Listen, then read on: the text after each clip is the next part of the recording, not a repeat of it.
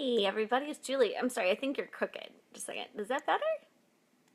Uh, hey, how's it going? I hope everybody's doing well out there today. And we are sitting by the TV, watching movies, and by the fireplace and enjoying a rainy day. That's our day off from weddings. We got 2 weddings left this season, and we'll be done. Well, actually 3, but 2 this month. So anyway, we are enjoying a Saturday. So welcome to our sleep reset. We're going to be bringing you 7 tips over the next 7 days, a video and a tip that's going to give you 7 tips for a better night's sleep.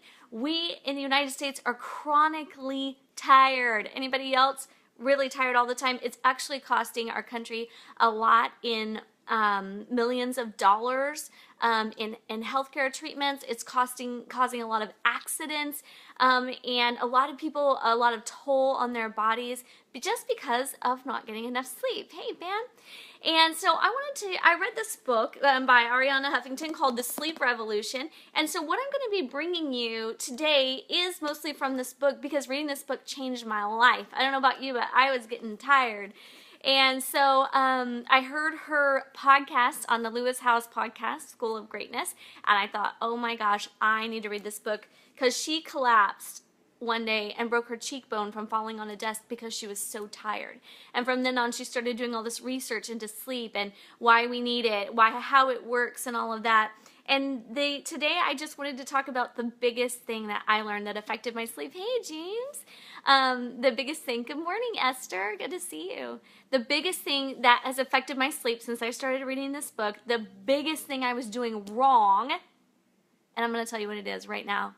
So here's the thing. You guys would not take an anti-sleeping drug, would you? You wouldn't try to lay down in bed and then take a drug that would make you not go to sleep. Hey.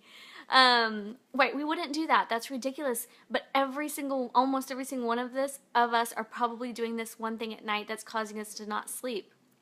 And here's what it is that the light, the sunlight, and all the artificial lights around us affect our secretion of melatonin. And melatonin it gets heavier throughout the night, and that's what allows us to go to sleep. It's the hormone that makes us sleepy, which is good. And so there is one thing that is majorly affecting all of our production of melatonin, and that is blue light. Now, the blue light is the light that you get from screens like your phone, your iPad, your computer.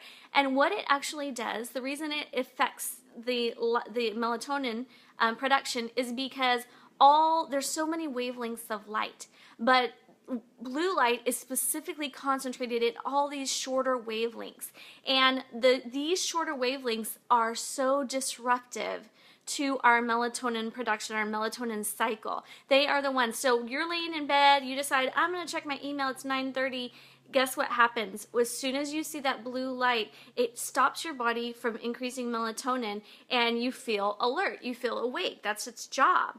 And then, so you're like, well, I'm not sleepy. I think I'll just play a game, right? And we do this all the time. Hey, Angie. Hey, Will. Hey, Joel. We do this all the time where we start doing something and, oh, I'll return this email. But guess what? It's a vicious cycle because it's delaying the onset of that melatonin in your sleep. So basically, by being on our screens, we are taking an anti-sleep drug. Hey, Joshua. Hey, Angie. So we need to change that. The easiest way to do it is really to put down your phones, put down your screens 30 minutes before bedtime. You need 30 minutes to let your brain unwind, let your body unwind, let that melatonin to begin increasing that production so that you can feel sleepy. So whatever time it is, if you're going to bed at 10, at 9:30, set your limit, all devices out of the room. Ariana, we have a TV in our room. You know, I keep my phone by my bed for my alarm clock, but a lot of people recommended having no devices in our room. We don't watch TV up here usually, actually, but I can look at my phone because I want to do all the things for the next day. But the scientists recommend putting it away 30 minutes before you want to go to sleep, which is the simplest solution ever, but it's hard in our fast-paced society. The other thing that I use is iPhone has looking out for you. And so they've created this thing called the night shift on the phone. So when you slide your phone up at the bottom, it has night shift. And so it looks like a little kind of a half sun, half moon kind of thingy. The sun's half dark and half light. When you click that on, what it does is it shifts the blue light to a yellow light. And so that helps you begin to increase your melatonin. Yeah, it kind of helps. It turns the screen orange. I know. And that's why, because they're trying to get rid of all that blue light for you. And it does help a little bit, but still I find my mind is going like, I need to do this, I need to do that, here's my to-do list for tomorrow. So the best thing to do is just turn it off. But also I love that you can actually set the night shift, you can set it for specific times. You can have it go to an automatic time where it will go on and off at specific times as well. So, hi Patty. This is the number one thing that I think is causing Americans to get low on sleep, and that is looking at our screens before we go to bed. So put down your phone 30 minutes before you go to bed, you know, and even turning off the lights, even like your bathroom light is also causing that to slow that melatonin production. So since I started reading this book when I go to bed, I just turn on my closet light and that's how I get ready for bed. And it helps me to stay calm, helps my body to know like, okay, we're transitioning into sleep mode now. So anyway, this is day one. I hope that helps. And I love you all. May your minds be fierce, your hearts be brave, and your spirit be sweet. I love you. Bye. Mwah. Be back tomorrow.